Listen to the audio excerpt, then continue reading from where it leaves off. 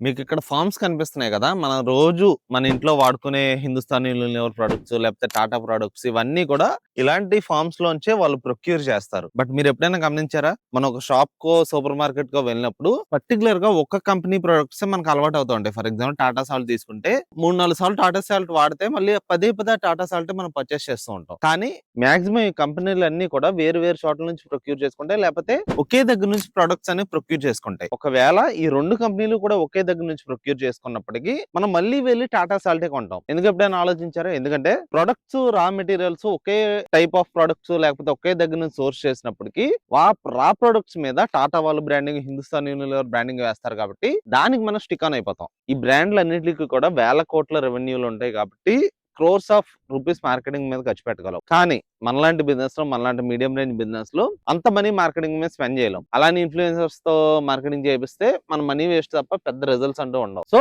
మనకున్న one and only option ఏంటంటే మన బిజినెస్ తరఫున మనం కంటెంట్ చేయడం. మన బిజినెస్ కి ఏ కంటెంట్ చేయాలి, ఏ టైప్ ఆఫ్ కంటెంట్ చేస్తే బాగుంటుంది తెలియకపోతే ఖచ్చితంగా స్క్రీన్ మీద డిస్ప్లే అవుతున్న నెంబర్కి అయితే కాంటాక్ట్ అవ్వండి. Will get all the details.